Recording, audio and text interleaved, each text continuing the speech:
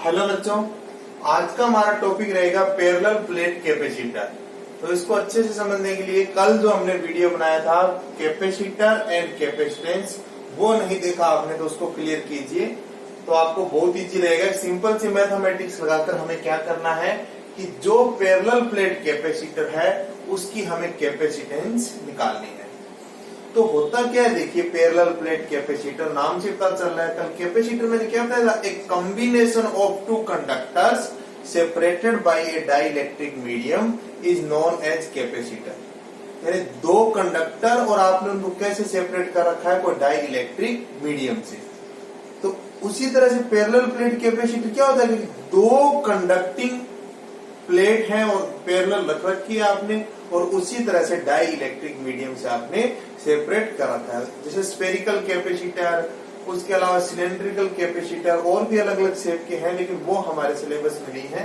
तो सिंपल सा हमारे सिलेबस में combination of two large plane parallel conducting plates separated by small distance. तो लार्ज प्लेट क्यों लेते हैं और उनके बीच की डिस्टेंस स्मॉल क्यों रखते हैं, अभी जो इसका फॉर्मूला हम ड्राइव करेंगे तो आपको समझ में आएगा। एक बार समझाने के लिए बता देता हूं कि जो कैपेसिटेंस आएगी वो ये ऐसा फॉर्मूला आएगा, epsilon not a upon D. Epsilon not क्या है, परमिटिविटी ऑफ फ्री स्पेस। क्योंकि अभी हम डेरिवेशन करते टाइम ये मान रहे हैं कि दोनों प्लेट्स के बीच क्या है, वैक्यूम है। उसके बाद हम क्या करेंगे, ये ए एरिया है और डी दोनों के बीच की डिस्टेंस है। तो कैपेसिटर, क्योंकि हमारा कैपेसिटर का टारगेट ही ये बनाने का कि हम क्या कर सके, कैपेसिटेंस बढ़ा सके। कैपेसिटेंस का मतलब मैंने बताया था कि the ability of a capacitor to store charge, कितना वो चार्ज को स्टोर कर सकता है, उस चीज को हमें बढ़ाना है। तो लार्ज प्लेट यूज करते हैं और डिस्टेंस, ये दोनों प्लेट्स के बीच जो पैरेलल प्लेट्स हैं, इस तरह से दो पैरेलल प्लेट, उनके बीच की डिस्टेंस है। तो इसको स्मॉल रखते हैं और एरिया लार्ज रखते हैं ताकि सी हमें क्या मिले, ज्यादा मिले। तो अब जैसे जैसे हम आगे करेंगे आपको और समझ में आता जाएगा। तो इस डेरिवेशन को करने से पहले एक चीज मैं आपको बताना चाहता हूँ जिस मैथमेटिक्स को यूज करेंगे। जैसे ये पैरेलल प्लेट कैपेसिटर है, प्लेट्स को एकदम क्लियर शो करने के लिए एक बार दूर दूर बनाया हमने। ये डी है, ये प्लेट का एरिया क्या है, ए। जिस तरह से ये प्लेट है ना, तो जो एरिया दोनों का आमने सामने है, ए, एक प्लेट का एरिया जो एक दूसरे के आमने सामने है। अब देखिए, देखो इस प्लेट के ऊपर मान लीजिए पॉजिटिव चार्ज है और इसके ऊपर नेगेटिव चार्ज है। तो मैंने बताया था कि कैपेसिटर ऑन चार्ज आपसे पूछे तो ऐसा नहीं कहेंगे कि कैपेसिटर के ऊपर चार्ज है वो जीरो है, ऐसा नहीं है। जो पॉजिटिव प्लेट, क्योंकि प्लस क्यू और माइनस क्यू टोटल जीरो आएगा, ऐसा नहीं बताते हैं। कैपेसिटर का ऊपर चार्ज का मतलब है इसकी पॉजिटिव प्लेट के ऊपर कितना चार्ज है। तो यहाँ जो चार्ज है वो कितना है, कैपिटल Q, ये ध्यान रखेंगे। ये प्लेट मान लीजिए कितने पोटेंशियल के ऊपर है, V1 के ऊपर, और ये प्लेट मान लीजिए कितने पर है, V2 के ऊपर। तो आपको मैं क्या बताना, जिसको हम सीधा यूज करेंगे डेरिवेशन में, आपको ये बताना है कि जो पोटेंशियल है V1 माइनस V2 कितना होगा। V1 क्या होगा, V2 से ज्यादा होगा, आप क्लियरली देख सकते हैं क्योंकि ये पॉजिटिव प्लेट है और ये नेगेटिव प्लेट है। तो V1 माइनस V2 आपको बताना है। ये मान लीजिए कि इलेक्ट्रिक फील्ड है यहाँ पर जो प्लेट्स के बीच, वो कितना है, E वेक्टर। मैं उसको अभी और समझाऊंगा, उसको कैसे उसकी वैल्यू फाइंड आउट करें, कैसे डायरेक्शन फाइंड आउट करें। डायरेक्शन के लिए अभी बता ही देता हूं मैं आपको, डायरेक्शन क्या होगी बताइए। ये पॉजिटिव चार्ज है। हमने क्या देखा था, देखिए जो गाउस लॉ के 3 एप्लीकेशंस हमने देखे थे, उसके अंदर हमने देखा था कि एक लार्ज, वहां तो इनफाइनाइट ली थी कि इनफाइनाइट प्लेन शीट हो तो उसके लिए इलेक्ट्रिक फील्ड का फॉर्मूला कितना होता है, सिग्मा अपॉन 2 एप्सिलॉन नॉट। तो वो वीडियो आप देखिए, आपने नहीं देखा तो। और इलेक्ट्रिक फील्ड की डायरेक्शन क्या होती है, यदि इस प्लेन शीट के ऊपर कैसा चार्ज है, पॉजिटिव चार्ज, तो डायरेक्शन क्या होती है, परपेंडिकुलर और फार अवे। और यदि नेगेटिव चार्ज है तो परपेंडिकुलर और टुवार्ड्स उसकी डायरेक्शन होती है ना। तो ये उसका मैग्नीट्यूड आया था। तो यहाँ डायरेक्शन क्या होगी, इस पॉजिटिव के कारण सोचिए, इस पॉजिटिव के कारण डायरेक्शन क्या होगी, इधर परपेंडिकुलर फार अवे। इस नेगेटिव के कारण क्या होगी, परपेंडिकुलर टुवार्ड्स। दोनों के इलेक्ट्रिक फील्ड, यानी इस प्लेट का इलेक्ट्रिक फील्ड और इस प्लेट का इलेक्ट्रिक फील्ड, दोनों क्या होंगे, एड होंगे। तो अभी 1 मिनट के लिए मैं जो पहले चीज आपको बताना चाहता हूं, उसमें आप देखेंगे कि इलेक्ट्रिक फील्ड की डायरेक्शन राइट साइड में है, लेफ्ट टू राइट इसकी डायरेक्शन इलेक्ट्रिक फील्ड की। अब देखिए क्या बताना चाह रहा था मैं आपसे, इस चीज को तो हम काम में लेंगे आगे। तो पोटेंशियल डिफरेंस की जो डेफिनेशन है, इसको एक बार के लिए आप ए पॉइंट मान लीजिए, और इसको आप क्या मान लीजिए, बी पॉइंट मान लीजिए। बी से ए तक कैसे, क्या डेफिनेशन थी, बी से ए तक आप ला रहे हैं V A minus V B minus B to A E vector dot D R vector. क्या था देखिए, क्या मैं बताना चाहता हूं, यहां से मैं आपको एक फॉर्मूला बताना चाहता हूं, पोटेंशियल डिफरेंस में इलेक्ट्रिक फील्ड के अंदर क्या रिलेशन जो हम यूज करेंगे। तो आप यहां से यहां तक चार्ज को ला रहे हैं, तो ये हमने कब देखा था, ये फॉर्मूला ये हमने तब देखा था, एक टॉपिक मैंने आपको कराया, relation between field and potential. तो देखिए अब जैसे जैसे हम आगे बढ़ेंगे फिजिक्स के अंदर, पहले वाले टॉपिक्स आपको सारे क्लियर होने चाहिए। तो बी से ए तक ला रहे हैं, यहाँ कौन सा रखते हैं, final value minus initial value. Final value कौन सी है, ए वाली है ना, ये इस तरह से बताया है। तो यहाँ वी ए कितना है, एक तरह से कितना मान रखा है हमने वी वन, इस वाले को कितना मान रखा है वी टू, तो V one minus V two. ये कंफ्यूजन होता ना, ए तो एरिया था और यहाँ पॉइंट्स को भी मैंने ये माना है क्योंकि हमारी प्रैक्टिस बी और ए पॉइंट के लिए, तो मैंने वही नाम दे दिए। इधर कितना आएगा देखिए, B to A, E vector और डी आर वेक्टर के बीच कितना एंगल है बताइए। ई वेक्टर अभी मैंने समझाया आपको, पॉजिटिव से डायरेक्शन होगी फार अवे और नेगेटिव के towards in the right side में, ला रहे हैं लेफ्ट में, तो कितना एंगल होगा 180, ई डी आर कोस 180। कोस 180 डिग्री की वैल्यू -1, तो माइनस और माइनस क्या हो जाएंगे, प्लस हो जाएंगे, तो क्या रह जाएगा ई डी आर। तो फिर से समझिए क्या किया है, कोस 180 की वैल्यू -1, माइनस माइनस प्लस हो जाएंगे, ई को हमने बाहर ले लिया। अभी मैं और एक्सप्लेन करूंगा इलेक्ट्रिक फील्ड को, कि जो दोनों प्लेट्स हैं उनके बीच किस तरह से जो इलेक्ट्रिक फील्ड है अप्रोक्सीमेट यूनिफॉर्म रहता है, वो कैसे मैं अभी समझाऊंगा दोबारा से इस बात को। ये V1 माइनस V2 कितना मान लीजिए V, और यहां से कितना आ जाएगा देखिए आप, यहां से जो V आ जाएगा वो कितना आ जाएगा, E तो है, इसका मतलब B से लेकर A तक, इस B से A तक सारे जो dr सबको ऐड कर दीजिए, तो किसके इक्वल आएगा, B से लेकर AR तक सारे डिस्प्लेसमेंट को आप ऐड करेंगे तो किसके इक्वल आएगा, इस डिस्टेंस के। तो ये फॉर्मूला आप अच्छे से याद रखिए, V is equal to ED, जिसको हम डायरेक्ट यूज इस डेरिवेशन में करेंगे, इस सारी चीजों को हम लिखेंगे नहीं। तो फिर देखिए, देखो अब मैं आपको दोबारा से यहां हम आते हैं वापस अपने पैरेलल प्लेट कैपेसिटी के ऊपर। वो चीज हमें इसलिए बतानी पड़ी कि इस रिलेशन को हमें यूज करना है। तो क्या है देखिए, अब फिर से बनाते हैं इस पैरेलल प्लेट कैपेसिटर को।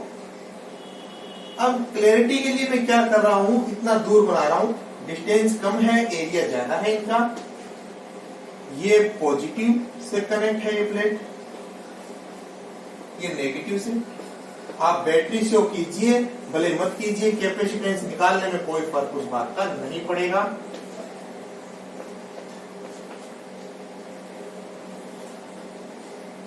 तो ये आपने भी पोटेंशियल डिफरेंस लगाया, इसके ऊपर चार्ज मान लीजिए Q है, इसके ऊपर चार्ज मान लीजिए कितना है, -Q। ये D डिस्टेंस है, A क्या है, प्लेट का एरिया। तो अब हम कहां से स्टार्ट करते हैं देखिए, तो फिर सुनिए एक बार बात। अब इलेक्ट्रिक फील्ड को मैंने कहा था थोड़ा और एक्सप्लेन करूंगा।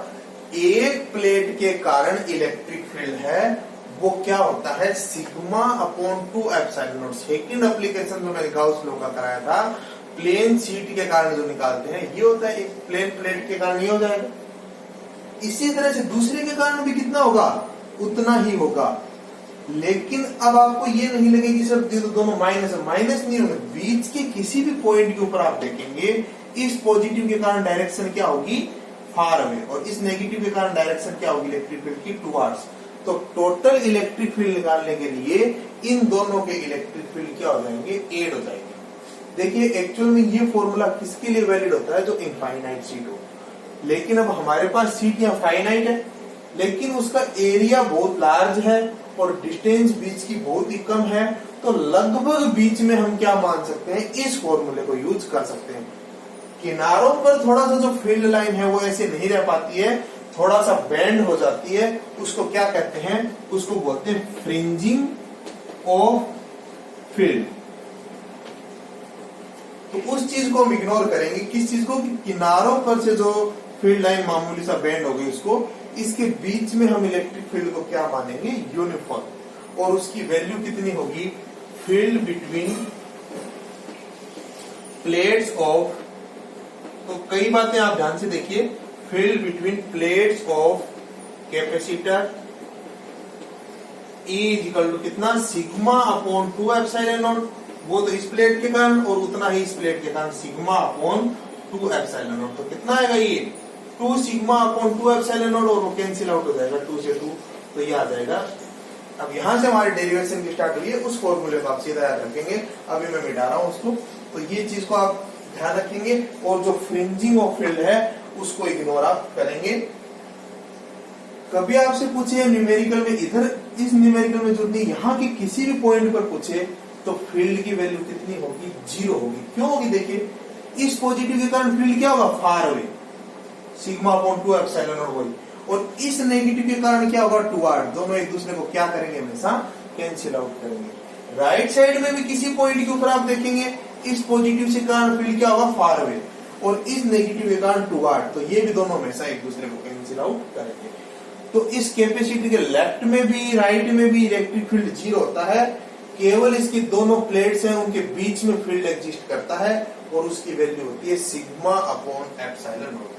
तो अब और चीजें मैं मिटा रहा हूं, आप लिख सकते हैं, ये डायग्राम रहेगा और ये अपना यहां से स्टार्ट किया डेरिवेशन ये रहेगा।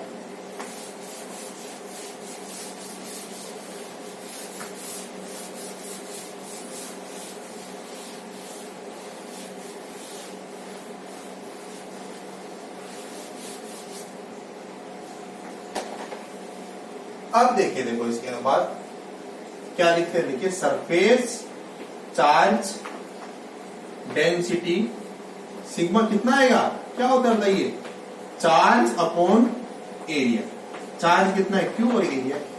तो बस ये कंफ्यूजन नहीं रखेंगे कि माइनस आना चाहिए, दोनों के कारण माइनस इसलिए नहीं है, माइनस तो यहाँ और यहाँ आएगा, इसको भी आप मिटा दीजिए, वो केवल समझाने के लिए था, डायग्राम में बनाए रखने की जरूरत नहीं है। बीच में दोनों के कारण फील्ड एड होगा ना, क्योंकि फील्ड एक वेक्टर क्वांटिटी है, वेक्टर के अकॉर्डिंग उसका एडिशन या सब्ट्रैक्शन होता है। तो ये क्या, surface charge density charge upon area, क्योंकि यहाँ चार्ज क्यों है एरिया के ऊपर, तो कितना आ जाएगा बता दीजिए, सॉरी ये इक्वेशन 2 आ जाएगी, तो कितना आ जाएगा, बाई इक्वेशंस 1 एंड 2, ये कितना आएगा, सिग्मा की वैल्यू आप पुट कर दीजिए, तो Q upon A epsilon naught, ये आ जाएगी इक्वेशन नंबर। फिर उसी तरह से आप क्या लिखेंगे, if potential difference between plates of capacitor is V,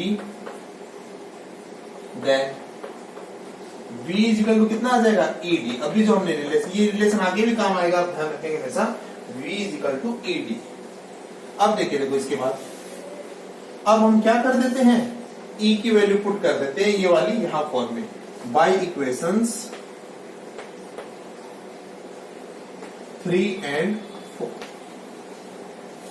तो क्या आएगा, देखिए V equal to Q upon A epsilon naught, ये तो क्या है, E की वैल्यू ये रही Q अपॉन एप्सिलॉन नॉट, और क्या आ जाएगा साथ ही साथ D।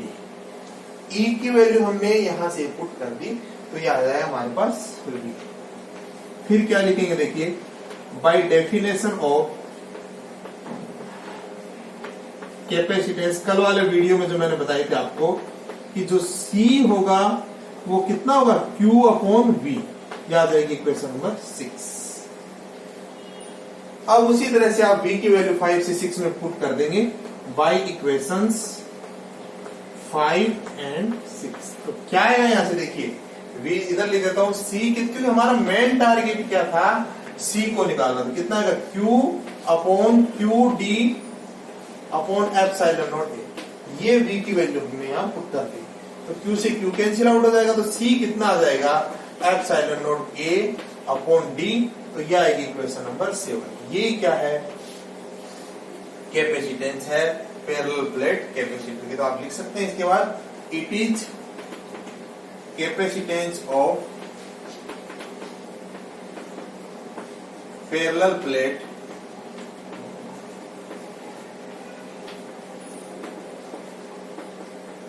कैपेसिटर। तो इसको ज्यादा करने के लिए एक लार्ज एरिया की प्लेट्स हम रखते हैं और कम डिस्टेंस उनके बीच रखते हैं, जितनी हमें सी की रिक्वायरमेंट होती है उसी के अकॉर्डिंग हम इनका एरिया और रखते हैं। इस मीडियम को भी हम डिस्कस करेंगे आगे की वीडियो। पहले हम सीरीज और पैरेलल कॉम्बिनेशन पढ़ेंगे, उसके बाद क्या पढ़ेंगे हम कि एनर्जी स्टोर्ड इन कैपेसिटर, और फिर देखेंगे क्या पोलराइजेशन होता है, कैसे दोनों प्लेट्स के बीच हम डाई इलेक्ट्रिक रख दें तो कैसे कैपेसिटेंस चेंज होती है। तो अभी के लिए आप देखिए कि सी, कल भी इस फॉर्मूले का मैंने जिक्र किया था जब मैंने समझाया था कि जो कैपिटल सी है वो किस पर डिपेंड करता है, कैपेसिटर की ज्योमेट्री के ऊपर, कि उसका एरिया क्या है, प्लेट्स के बीच डिस्टेंस क्या है, मीडियम कौन सा रखा है, किस पर डिपेंड नहीं करता, चार्ज पर या पोटेंशियल डिफरेंस पर डिपेंड नहीं करता सी। क्योंकि यहां से लगता है कि चार्ज को डबल कर दें सी डबल हो जाए, ऐसा नहीं। ये डबल होगा तो ये भी डबल होगा, ये हाफ होगा तो ये भी हाफ होगा, मतलब सी सेम रहेगा। सी किस पर डिपेंड करता है, कल वाली बात अब और क्लियर हो गई होगी आपको आज के वीडियो के साथ, कि जो ज्योमेट्री है कैपेसिटर की उसके ऊपर डिपेंड करता है सी। तो ज्यादा नहीं रहा, 3 या 4 वीडियो के अंदर चैप्टर कंप्लीट हो जाएगा। वन डे ग्राफ जनरेटर था वो सिलेबस से हट गया है, तो उसको हम एक बार सारा सिलेबस कंप्लीट हो जाए उसके बाद देखेंगे। एग्जाम पॉइंट ऑफ व्यू से आपको उस टॉपिक को नहीं करना है। अब इसमें और कोई आपको यदि डाउट हो तो आप मुझे कमेंट बॉक्स में लिख सकते हैं, मैं रिप्लाई कर दूंगा। आज का वीडियो देखने के लिए धन्यवाद, और अभी भी आपने मेरे चैनल को सब्सक्राइब नहीं किया है तो कर दीजिए और बेल आइकन भी प्रेस कर दीजिए, ताकि आपको जैसे ही मैं नया वीडियो अपलोड करूं नोटिफिकेशन मिल जाए। Thank you.